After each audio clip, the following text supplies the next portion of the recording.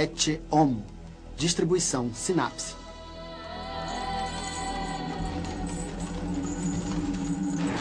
Punições.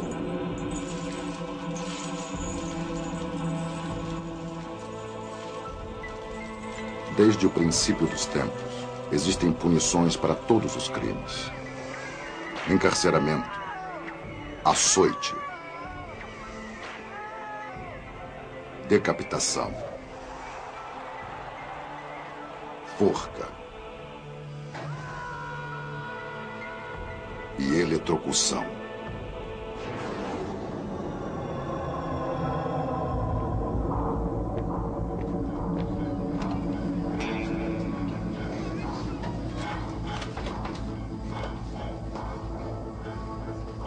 Por ser direcionado a uma vítima, todo crime é um ato social.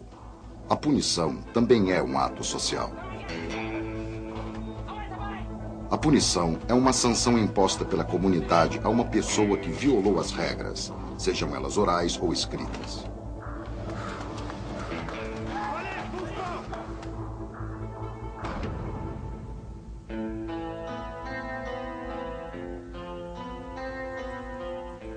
As punições e os castigos revelam muitas coisas sobre os valores de uma sociedade. Em algumas épocas, o castigo corpóreo era mais frequente. Em outras, os prisioneiros eram sentenciados ao trabalho forçado. Hoje, eles são privados de sua liberdade.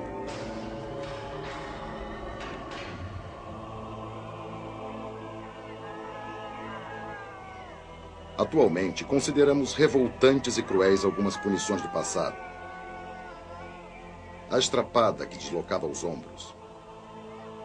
A roda em que os membros dos criminosos eram quebrados a golpes de barras de ferro. O esquartejamento.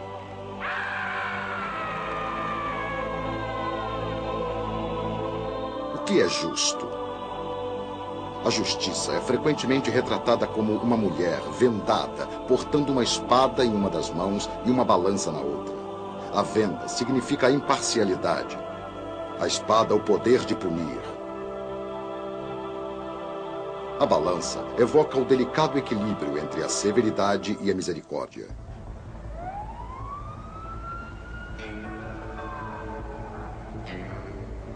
A cada 60 segundos, mais de 3 crimes violentos e 18 crimes contra a propriedade são cometidos nos Estados Unidos.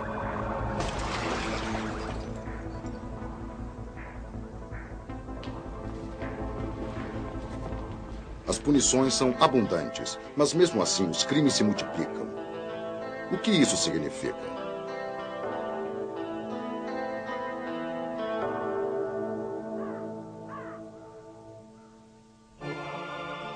O justo preço do sangue.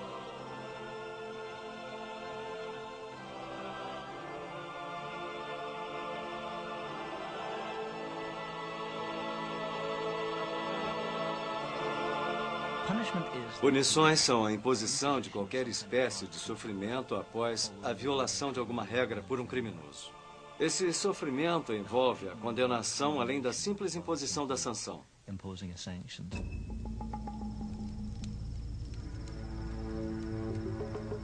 Mesmo quando os seres humanos viviam em pequenos grupos, antes de a escrita ter sido inventada, nós criamos regras que eram transmitidas oralmente sob a forma de costumes, proibições ou tabus. No início, não havia normas penais. As violações eram respondidas simplesmente com vingança.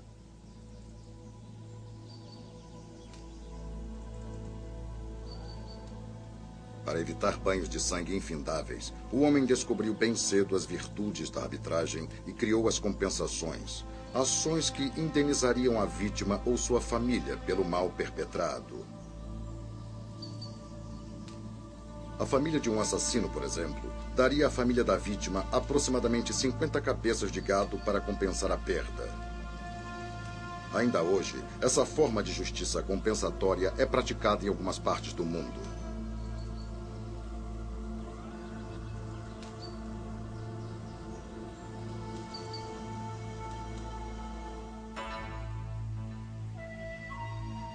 Um dos primeiros códigos penais foi escrito há quase 3.700 anos a pedido de Hammurabi, rei da Babilônia. O Código de Hammurabi prescreve algumas sentenças bem rígidas em alguns casos, mas a característica que mais se faz notar é a tentativa de atingir um certo equilíbrio entre crime e castigo. André Langui, professor de História do Direito, França. Se, por exemplo, um arquiteto construísse uma casa e ela desabasse, matando o proprietário, o arquiteto era punido com a morte. Por outro lado, se a casa desabasse e matasse o filho do proprietário, o arquiteto não sofreria nada, mas seu filho seria executado.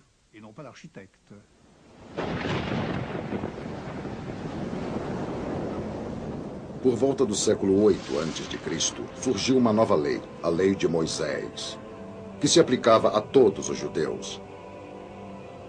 Inspirada nos 10 mandamentos de Deus, ela trazia toda uma nova dimensão, a ideia da retribuição divina infligida por Jeová sobre a pessoa cuja má conduta o ofendesse. As penas estipuladas pela Lei de Moisés não eram mais arbitrárias. O princípio era bem claro: olho por olho, dente por dente. Maurice Cusson, criminologista, Universidade de Montreal, Canadá. Olho por olho, dente por dente. Significa que a punição que você exige pode ser tão severa quanto o dano sofrido, mas não deve ir além disso. Na maioria das interpretações da lei de Talião, a lei da retaliação, isso é visto como um progresso em relação a um regime em que as pessoas podiam se vingar de forma absoluta e ilimitada. O que se temia, por exemplo, era que toda a família de um assassino pudesse ser executada e eliminada por conta de um crime apenas.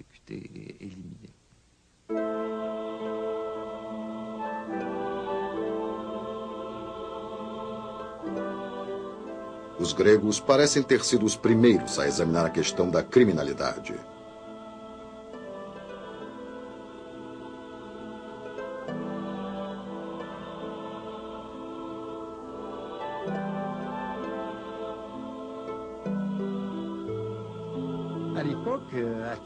Em Atenas e na Roma Antiga, toda cidade sabia quando uma ofensa grave era cometida. Quando as regras eram violadas, todos sabiam e ficavam interessados. Por isso, os acusados eram julgados por um grupo de cidadãos eminentes. Isso não evitava a delegação de punições severas.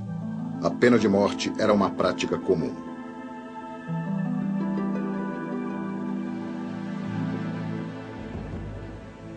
O mais famoso condenado na história da Grécia Antiga é, sem dúvida, o filósofo Sócrates.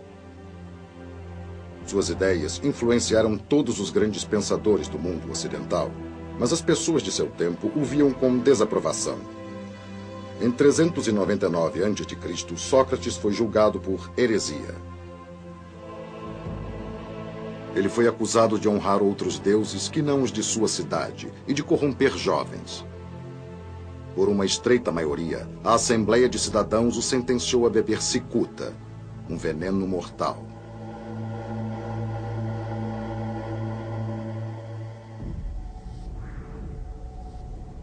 Aparentemente, entre os romanos, o meio-termo não era muito considerado. Ou a pena era pequena, como uma multa, ou severíssima e mesmo cruel, como jogar condenados aos leões, para que eles fossem feitos em pedaços.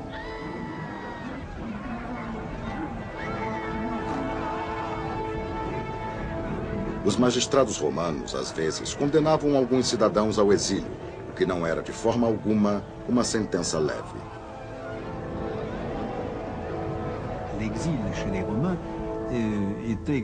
O exílio entre os romanos era uma sentença muito séria.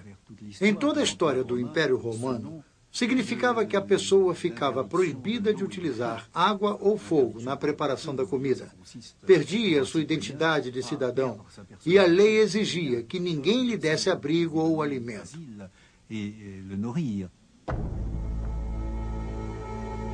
Após a queda do Império Romano, o mundo ocidental retornou durante muito tempo aos sistemas penais baseados em vingança.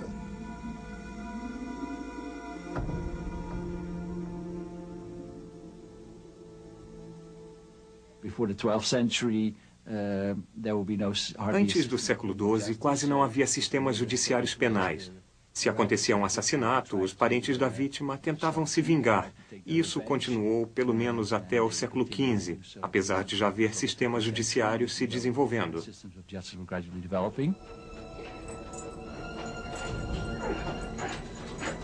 A violência e a morte continuavam a fazer parte da vida cotidiana.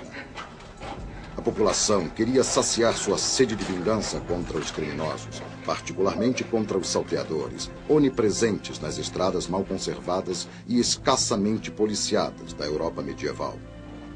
Oficiais de polícia eram pouquíssimos e a maioria dos criminosos escapava à lei. Mas quando um acusado era levado a julgamento, os castigos corpóreos eram considerados apropriados e a opinião pública exigia que eles fossem cada vez mais severos. Essas punições eram realizadas em público e sua crueldade deveria servir como exemplo e prevenção.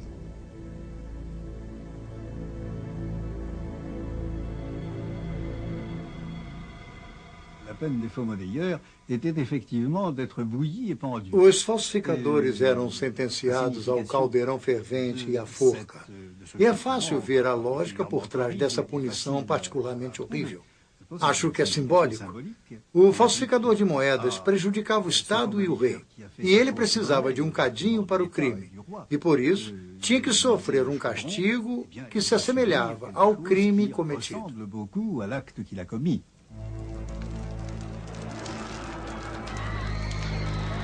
Por mais exemplar que seja a pena, ela nem sempre tinha o efeito desejado.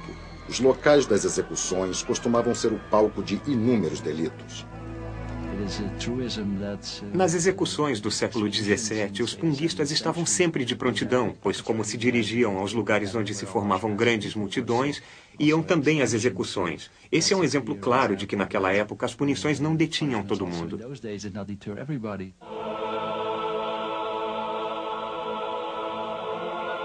As penas impostas na época parecem fora de proporção em relação aos delitos cometidos. Mas, na prática, muitos juízes relutavam na hora de proferir as sentenças, impostas com uma frequência bem menor do que a imaginada. Durante a Inquisição, por exemplo, mulheres acusadas de bruxaria nem sempre eram queimadas vivas, apesar de serem frequentemente condenadas à estaca.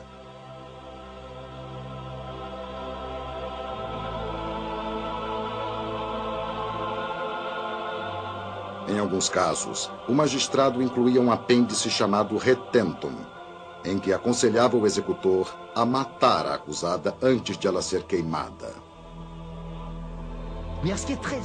Existe um fato curioso e bastante sintomático. O retentum era secreto, pois o principal objetivo das sentenças e punições na lei antiga, não só na França, mas em toda a Europa, era servir como prevenção. O carrasco se aproximava pela lateral por trás da pilha de lenha, estrangulava o condenado e só então ateava fogo à madeira. A multidão não sabia se a pessoa era queimada viva ou se morria sufocada e depois queimava.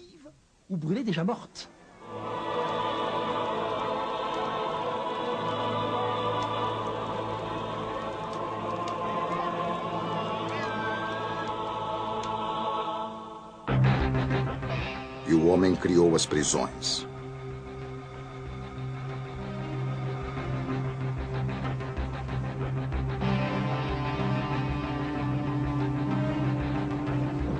Depois que as penas são criadas, é óbvio que alguém precisa ser escolhido para infligi-las. Essa tarefa recaía sobre pessoas com grande força física e um estômago forte. O carrasco, o único homem com direito de matar.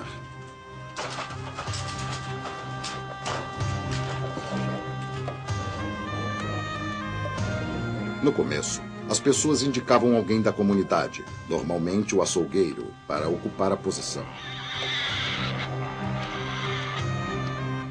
Em 1454, Carlos VII proibiu que os juízes executassem a sentença pessoalmente.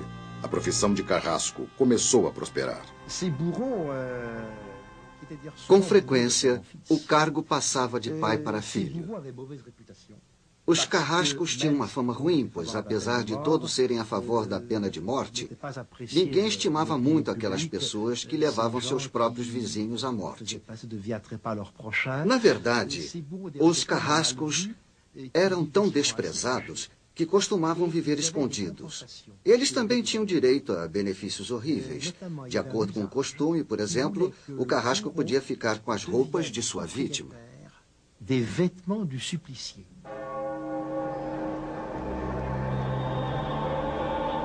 O carrasco infligia as punições e realizava as execuções. Quando um membro da nobreza era executado, o método usado era a decapitação. Pessoas comuns eram enforcadas ou lançadas à fogueira.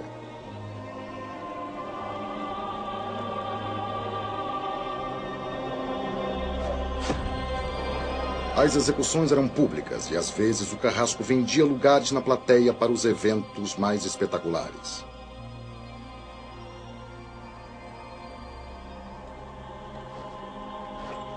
Outro dever do carrasco era marcar a ferro certos criminosos. Quando ele queimava as letras G, A e L nos ombros de um criminoso, todo mundo sabia o que aquilo significava. A pessoa que portava aquela marca estava condenada a uma vida infernal e muito provavelmente curta. As letras significavam condenado às galés.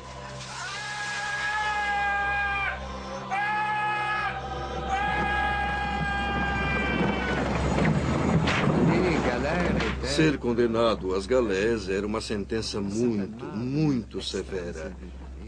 As condições de vida eram terríveis. Os remadores das galés costumavam ficar expostos ao tempo, à chuva, ao vento e a tempestades. Eles comiam muito pouco e eram chicoteados regularmente. Por isso, muitos ficavam doentes. A taxa de mortalidade nas galés era altíssima e, para alguns, era ainda pior.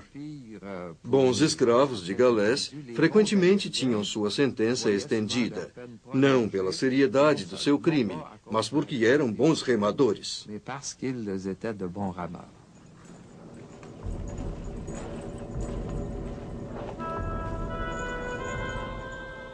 A frota real precisava de remadores para impulsionar suas galés, e por isso o rei Luís XIV emitiu um decreto exigindo que os tribunais sentenciassem cada vez mais criminosos a elas. Em pouco tempo, ladrões e vagabundos começaram a se juntar a assassinos e contrabandistas. Entre os anos de 1680 e 1715, 38 mil homens foram mandados às galés. A vida humana parecia valer muito pouco. Perto do fim do século XVIII, o povo começou a exigir publicamente uma reforma radical no sistema judiciário penal. O maior porta-voz desse movimento era Cesare Bonesana, Marquês de Beccaria. Beccaria era um jovem marquês italiano de 20 e poucos anos. Ele foi influenciado por Montesquieu, Voltaire e Diderot, ou seja, os filósofos do iluminismo do século XVIII. Por influência de alguns amigos de Milão e das proximidades, ele escreveu um breve volume de menos de 100 páginas, intitulado Ofensas e Sentenças, que causou uma considerável comoção em toda a Europa.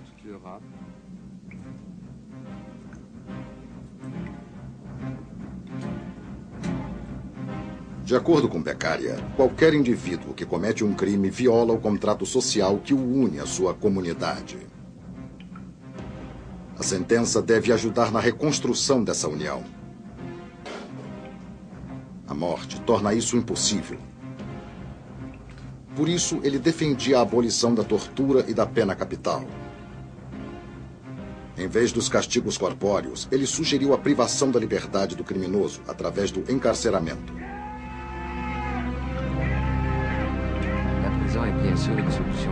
É óbvio que o encarceramento é uma solução cara. As prisões foram desenvolvidas primeiro na Inglaterra, logo após um fenômeno chamado transportação.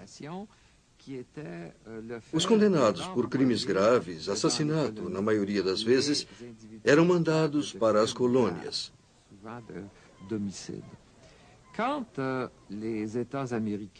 Quando os Estados Unidos e depois a Austrália se opuseram ao sistema de deportação, os britânicos buscaram outra solução e criaram as prisões.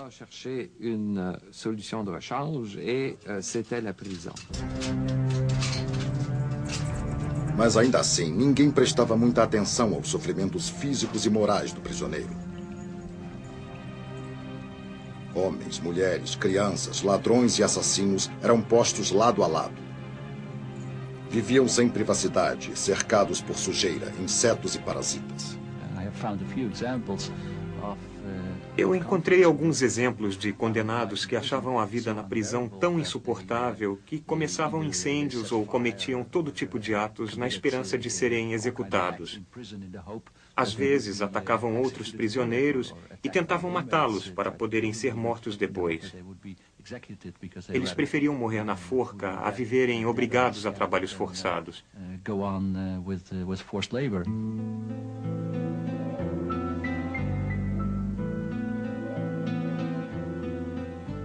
No século XIX, campanhas de consciência na Europa e nos Estados Unidos incentivaram o aparecimento das prisões modernas, cuja arquitetura refletia uma nova filosofia.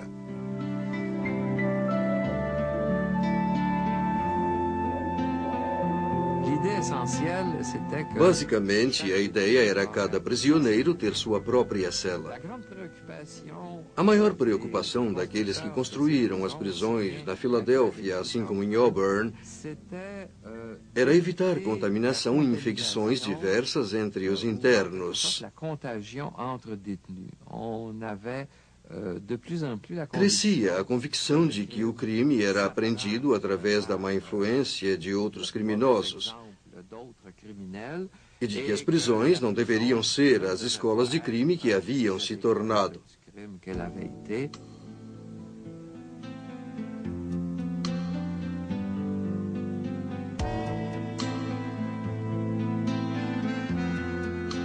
As punições pareciam se tornar cada vez mais humanitárias. E pode-se ter pensado que no século XX nós atingiríamos um equilíbrio justo entre o delito e a sentença, entre a punição e a reabilitação.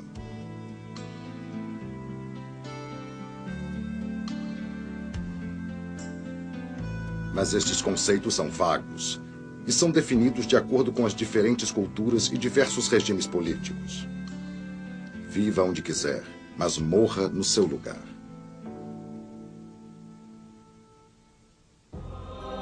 Declaração Universal dos Direitos Humanos, adotada em 1948, seção 5.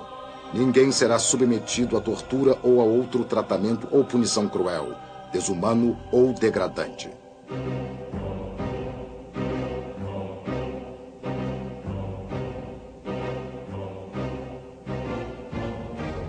Ainda hoje, em muitas prisões no mundo todo, prisioneiros sofrem punições cruéis e degradantes.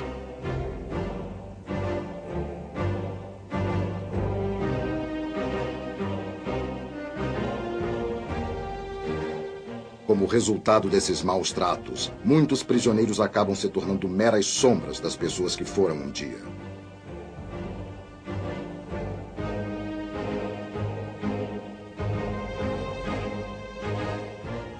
Em muitos lugares, no mundo todo, existem centenas de exemplos de punições que violam a Declaração dos Direitos Humanos.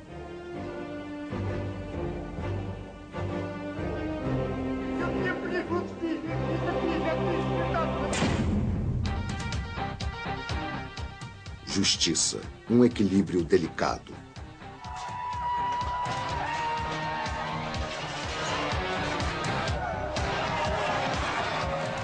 Mesmo nas sociedades democráticas, um sistema de regras e punições é necessário. De outra forma, seria anarquia. Se não apenas estipuladas, não pode haver regras proibindo um crime. O Código Penal diz simplesmente: se matar o seu vizinho, você estará sujeito a essa ou a aquela punição. Assim, se a pena não é imposta, se ela não existe, a proibição penal perde o seu significado.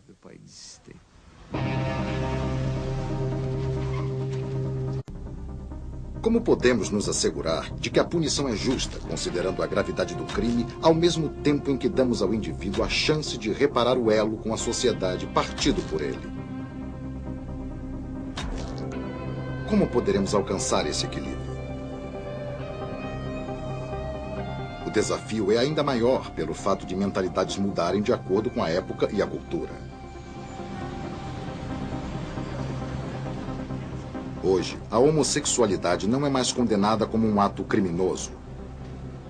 Os suicidas não são mais julgados em tribunais como no tempo de Luís XIV. Mesmo assim, penas são impostas àqueles que danificam a qualidade do meio ambiente. Os 10 Mandamentos representavam as principais interdições de 200 anos atrás. Hoje, um país como a França tem mais de 8.000 delitos punidos por lei.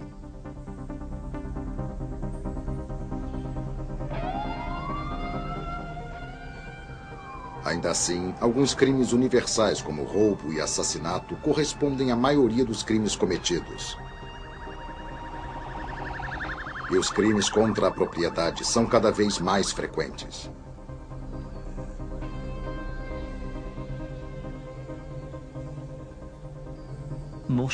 Eu acho que a maioria das pessoas concordaria que as maiores causas da criminalidade na segunda parte do século XX são o crescimento do sistema econômico e, em particular, a produção de um grande número de oportunidades, novas situações tentadoras em que é muito fácil praticar um crime.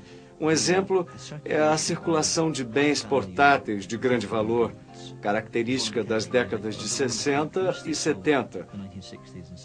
De repente, todo mundo tinha um carro, uma televisão e um aparelho de som. Essas coisas podem ser facilmente roubadas e revendidas.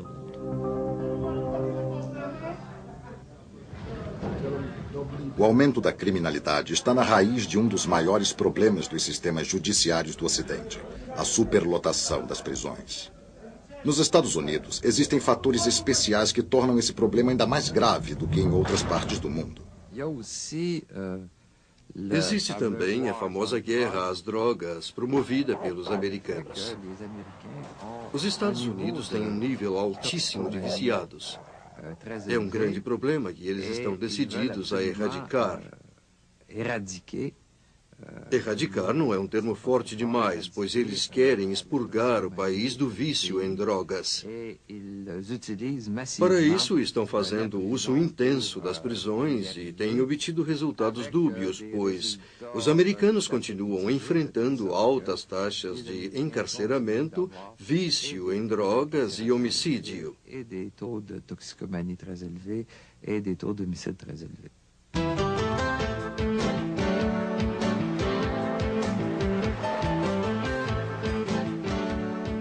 Na Califórnia, estão construindo tantas prisões que a parte do orçamento destinada ao sistema penitenciário equivale hoje aos recursos empregados na área educacional. Apesar disso, as prisões californianas estão superlotadas. A taxa de ocupação é 75% superior à média. E, infelizmente, a justiça não parece ser sempre aplicada igualmente, mesmo nos países democráticos. Para um condenado, a experiência do encarceramento pode variar dependendo da penitenciária em que ele estiver preso. Em alguns lugares, pratica-se a reabilitação. Em outros, as autoridades acreditam que os criminosos devem ser punidos severamente. Entretanto, mais ainda do que a natureza do crime praticado pelo interno, o que determinará as condições de sua detenção é seu sexo, sua idade, sua classe social e sua origem étnica. Afro-americanos, por exemplo, costumam receber sentenças mais severas do que brancos que praticaram o mesmo delito. É óbvio o desastroso impacto social que isso pode ter em certas comunidades.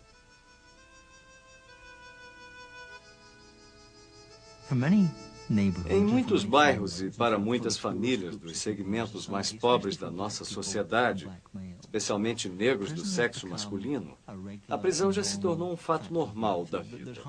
Dificilmente existe um bairro ou mesmo uma rua em que não haja em qualquer momento um grupo de jovens na prisão.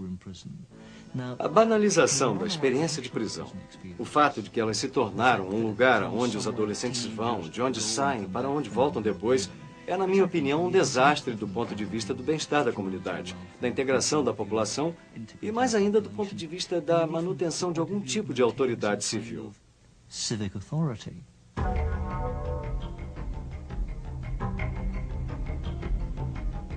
A situação não se restringe aos Estados Unidos. A mesma coisa acontece no mundo todo com uma série de outras minorias religiosas ou étnicas.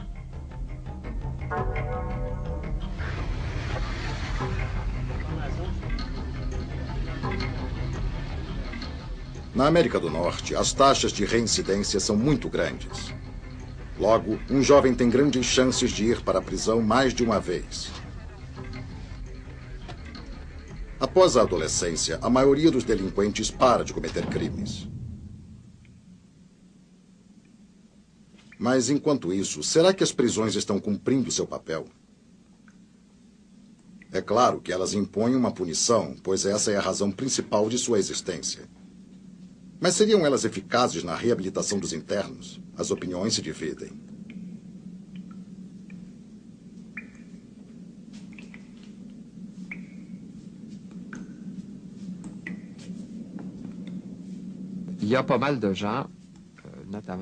Existe um grande número de pessoas, incluindo criminologistas, que acham que a prisão é uma escola de crimes, uma maneira de estigmatizar as pessoas, que a prisão alimenta a necessidade que os internos têm de se rebelar e que apenas abrem caminho para a sua volta a ela. O outro ponto de vista diz que se aceitamos a punição por crimes graves, mas rejeitamos a pena de morte, é difícil ver como punir os crimes sérios sem ser com uma sentença de encarceramento.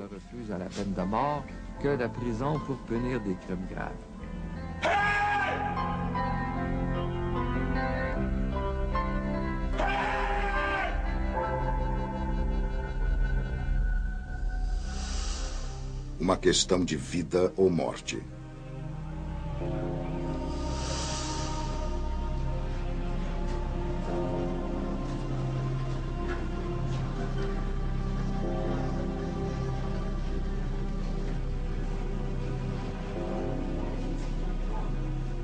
Em algumas prisões do mundo, existem sessões especiais onde os prisioneiros não esperam a hora de serem soltos. Essas pessoas estão contando os dias que ainda têm para viver enquanto tentam não enlouquecer. Elas receberam a pena capital e vivem no corredor da morte.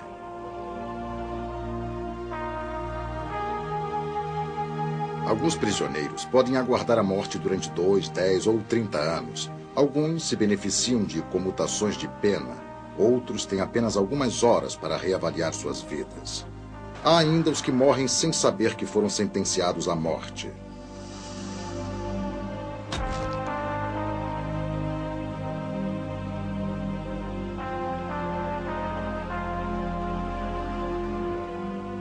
Na melhor das hipóteses, os prisioneiros são avisados do dia de sua execução. Eles têm tempo de se despedir de suas famílias e podem saber como serão executados.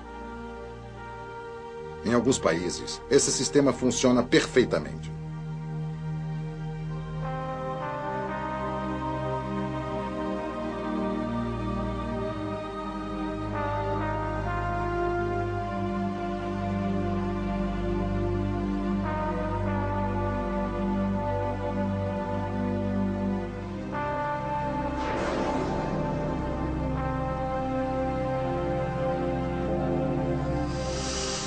Nos países que ainda praticam a pena de morte, as pessoas são executadas principalmente por assassinato, mas também por outros delitos.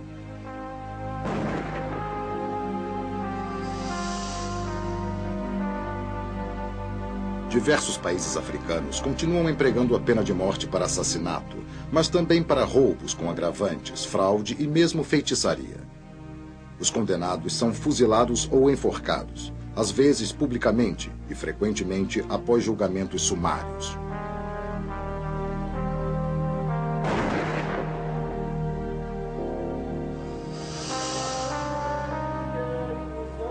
Nos países regidos pela lei islâmica, podem ser condenados à morte aqueles que foram declarados corrompidos em vida ou inimigos de Deus.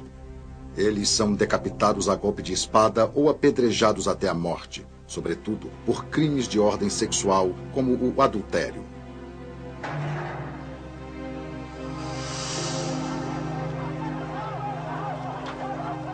Na China, apesar de oficialmente esta prática ter sido extinta, os criminosos são expostos ao público com a cabeça baixa e um cartaz amarrado ao pescoço, como forma de humilhá-los antes de sua execução.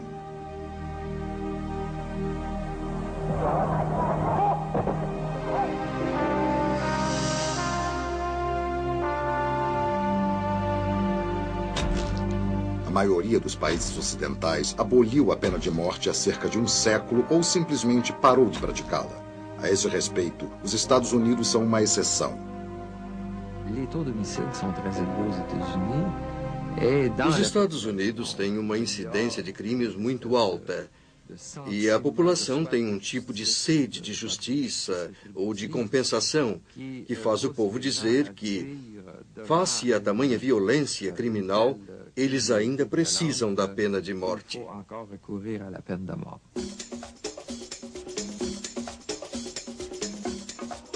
Os americanos não são os únicos a ter sede de vingança. Na França, onde a pena capital foi abolida em 1981, entre 50% e 60% da população são a favor de sua reinstituição.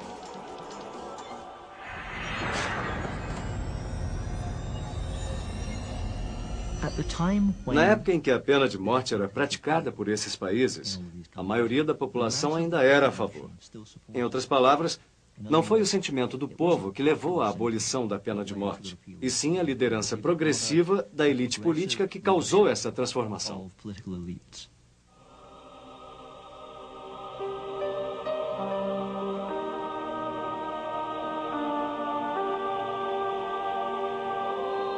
A pena de morte é a punição máxima. Nenhum Estado pode exercer um poder maior sobre aqueles que governa do que o poder de vida e morte. Hoje, a sociedade se divide entre os que apoiam e os que se opõem à pena capital.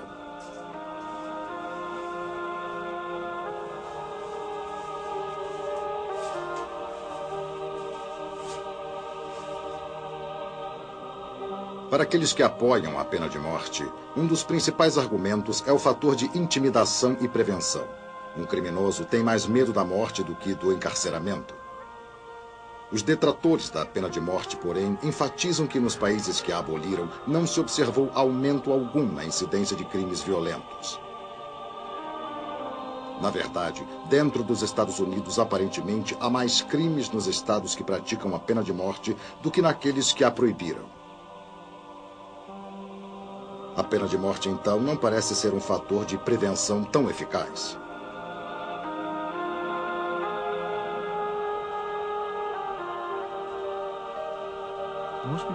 A maioria das pessoas que comete crimes nunca espera ser capturada.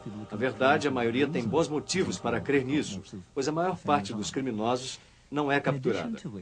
Além disso, pessoas que cometeram crimes hediondos pelos quais um dia talvez fossem executadas tendem a agir em estados emocionais extremos em que não se importam com as consequências e não ligariam se soubessem que poderiam ser executadas por aquele ato. Ou podem estar também envolvidas em atividades altamente rentáveis e de grandes compensações econômicas. Mas, geralmente, a maioria das pessoas nunca espera ser capturada. E se for, nunca espera ser condenada. Se são condenadas, esperam não ser executadas. Criminosos são otimistas.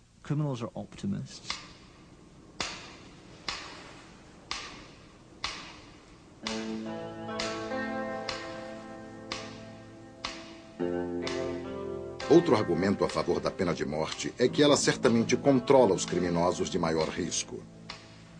Um assassino em série pode escapar de uma prisão a qualquer momento, ou mesmo ser libertado. Uma vez morto, não há chance de fazer novas vítimas. Mas esse argumento pode ser rebatido com outro igualmente convincente: o perigo do erro legal. 10 anos após terem sido sentenciados à prisão perpétua, alguns internos tiveram sua inocência provada em testes de DNA. Se tivessem sido executados, revisões seriam impossíveis.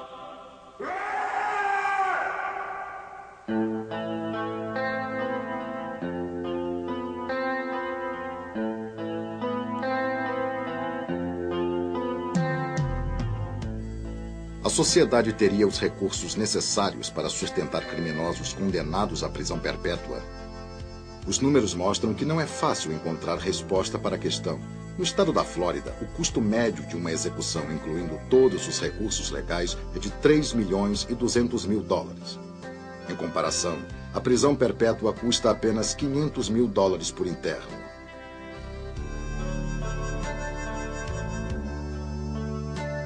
Além dos números e das estatísticas, os defensores da pena de morte argumentam que, em nome da justiça, o criminoso deve pagar com sua própria vida pela vida que roubou de uma vítima inocente. Eles recitam exemplos de criminosos que cometeram dezenas de crimes hediondos, desmembrando jovens moças, torturando e estuprando crianças. O encarceramento já provou ser relativamente ineficaz, porém indispensável. O problema é decidir se a pena de morte é mesmo a solução para crimes muito sérios.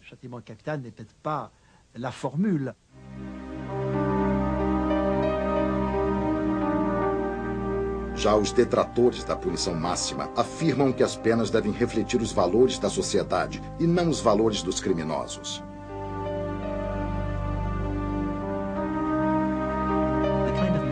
A mensagem que está sendo enviada é o que eu considero realmente contraproducente. Estão usando violência para dizer que violência é errado. Estão matando gente para dizer que matar é errado. Esse é o tipo de mensagem dúbia que a maioria dos pais sabe que não deve usar com os filhos. E é o que o Estado está fazendo com toda a população.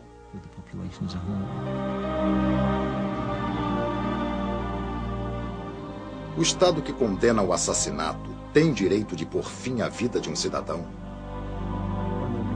É uma questão de princípios de difícil resolução. É uma questão filosófica e moral. Não é uma questão legal.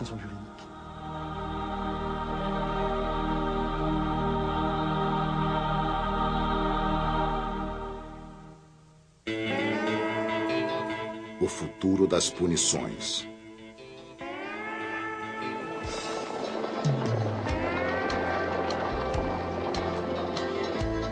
É difícil imaginar uma sociedade sem forma alguma de punição.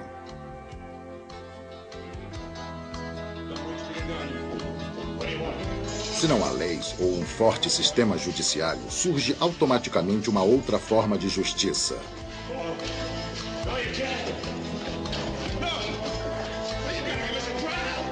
Foi o que aconteceu há cerca de 100 anos no oeste americano, quando a vingança e o acerto de contas substituíram o verdadeiro sistema judiciário.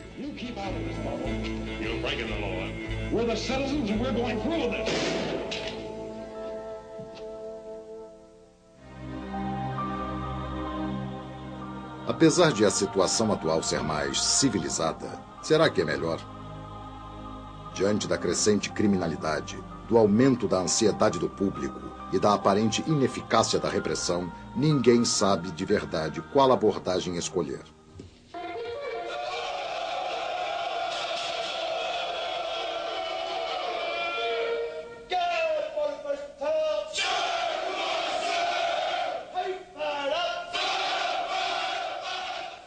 Quando não encontramos soluções novas e mais eficientes, às vezes retornamos aos velhos e atestados métodos do passado. Isso levou ao estabelecimento dos campos de treinamento militar. Baseados nos antigos reformatórios, os internos são submetidos a um treinamento e a uma disciplina de ferro.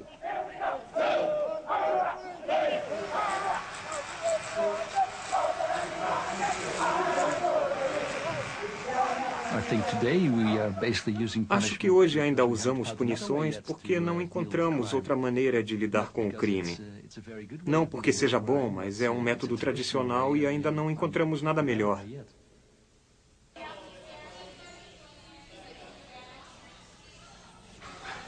O exemplo americano prova que colocar uma grande parte da população na prisão não diminui a incidência da criminalidade. Talvez as soluções para esse problema tenham de ser buscadas em outro lugar.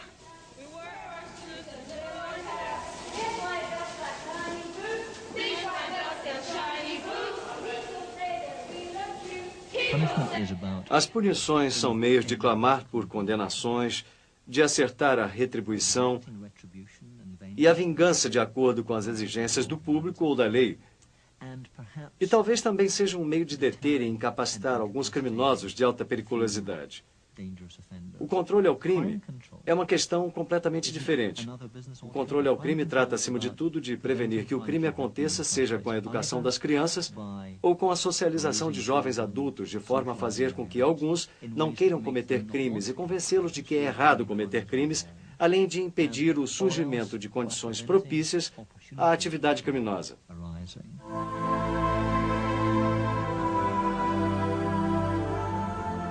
Que tipo de punições poderemos esperar do futuro? Deveríamos reforçar medidas já existentes ou desenvolver novas soluções?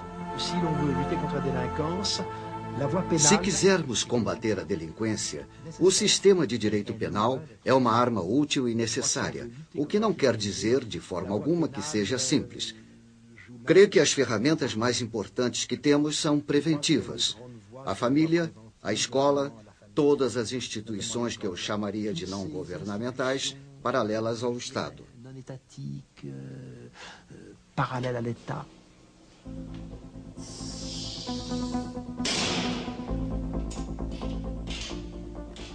Não há dúvida de que o encarceramento continuará sendo a solução definitiva para alguns crimes.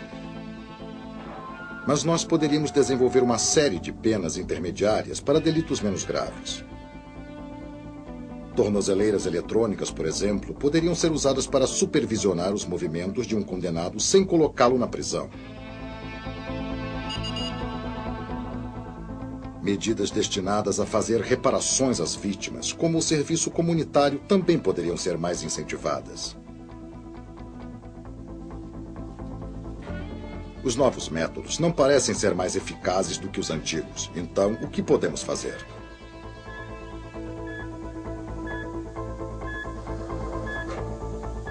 Será que um dia chegaremos ao ponto de implantar eletrodos nos cérebros dos criminosos para controlar seus impulsos agressivos? Ou talvez usar aparelhos que meçam a quantidade de substâncias ilícitas em seu sangue? Isso é verdade ou é ficção científica?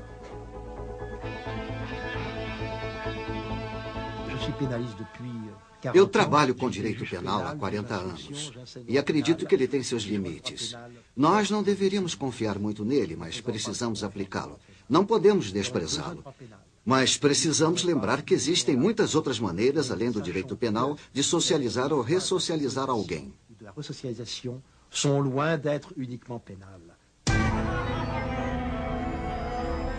Independentemente da sentença que impusermos, sua mensagem precisa ser clara. Ela deve dizer ao criminoso que a sociedade considera sua ação inaceitável.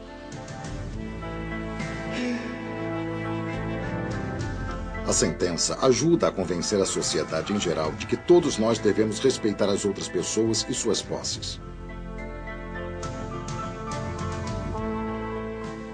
E, finalmente, a sentença diz à vítima que o ato que ela sofreu foi injusto e que merece reparação.